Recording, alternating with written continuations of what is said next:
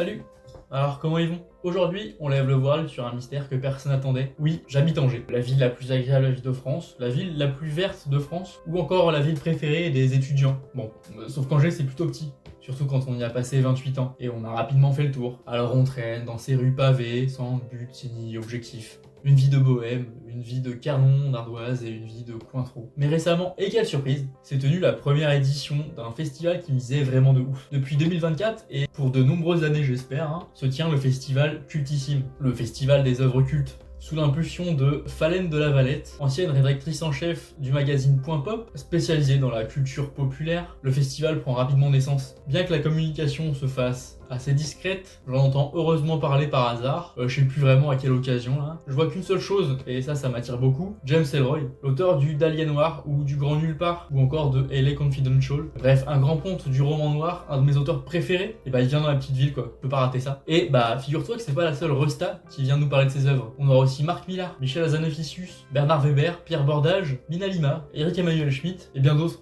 Quelle dinguerie, ni une ni deux. Je prends mon passe pour tout le week-end là, on veut rien manquer ici, et je vous y amène. Venez donc avec moi. Donc le festival se déroulait au Grenier Saint-Jean, qui est un monument historique d'Angers, construit au XIIe siècle, si je dis pas de conneries. Alors tu vois, hop là, on s'y balade, hop hop. La première étape, c'était le vendredi, donc c'est une rencontre avec James Ellroy, suivi d'une dédicace avec l'auteur. L'immense écrivain d'1m90, c'est un vrai roublard qui sait plaire à son public, en disant que les Français sont les meilleurs lecteurs du monde et que ses bouquins se vendent 4 fois plus en France qu'aux États-Unis. Il était présent pour la promotion de son nouveau roman qui s'intitule Les Enchanteurs, qui est le 3e tome de son nouveau quintet de Los Angeles, inspiré du Quatuor de Los Angeles avec le Dahlia Noir, le Grand Nulle Part, LA Confidential et White Jazz, que j'ai pas encore lu. Vu que ce quintet, j'avais ni lu le tome 1 ni le tome 2, j'ai pas acheté le tome 3, j'ai acheté le tome 1. Le Grand Nulle Part, c'est mon bouquin favori du bonhomme, ça m'a vraiment bouleversé, c'est tout là-haut dans mes livres préférés. Mais quand je lui ai fait signer et que je lui ai dit dans mon triste anglais que c'était mon roman préféré de lui, il m'a dit "No, it's shit.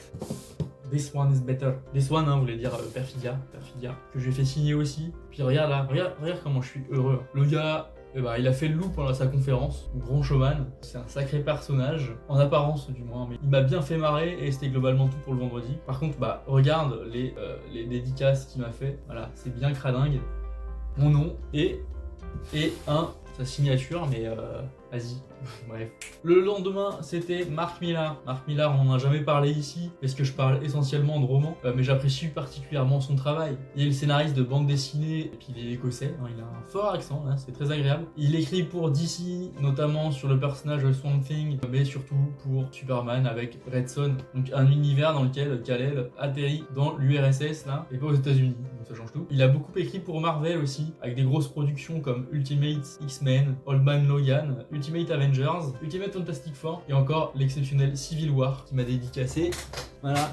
To Theo Best, Marc Millar. Voilà, pareil, un vrai tchatcheur. Hop. Il est aussi connu pour d'immenses séries qui lui sont propres et qui ont eu des adaptations au cinéma. Kick-Ass, l'infâme Wanted, infâme je parle au cinéma, Kingsman encore. Le gars est une légende, t'entends, et c'était un des invités d'honneur du festival. Donc comme pour James Ellroy, on a eu le droit à une conférence sur le travail du bonhomme, puis la séance de dédicace. Le gars est une usine à anecdotes, c'était trop cool de l'entendre parler de son travail, de ses échanges avec Stan Lee, de son travail sur Iron Man 1. Moi je suis un grand fan du MCU, du moins jusqu'à Avengers Endgame, et j'ai vraiment kiffé d'entendre discuter de tout ça. Il était vraiment disponible et accessible, et j'étais tout autant heureux de pouvoir discuter avec lui, même si c'était 2 minutes lors de la dédicace. Ensuite, qu'est-ce qu'on a fait? Ensuite, on a assisté à 3 conférences. La première sur Tolkien et la Terre du Milieu, guerre, langage et religion. C'est plutôt intéressant, bien qu'on a un peu trop survolé les 3 thèmes, et un peu trop accumulé les banalités sur Le Seigneur des Anneaux et sur son adaptation, et sur Tolkien en général. La deuxième conférence, elle portait sur les secrets d'un bon world building,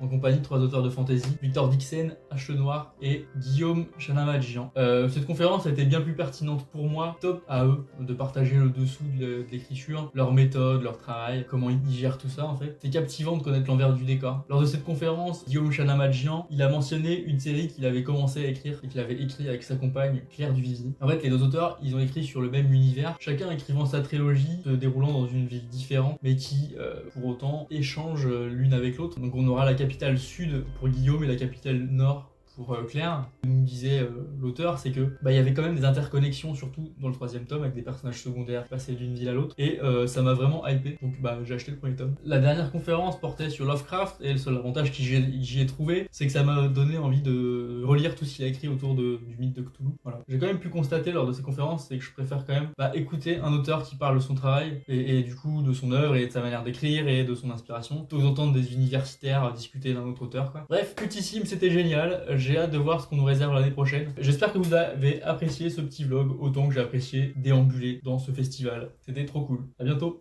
Ah, et d'ailleurs, 2 semaines après, j'ai fait Les Utopiales et j'ai eu une dédicace d'Alain Damasio, mon auteur préféré. C'était génial.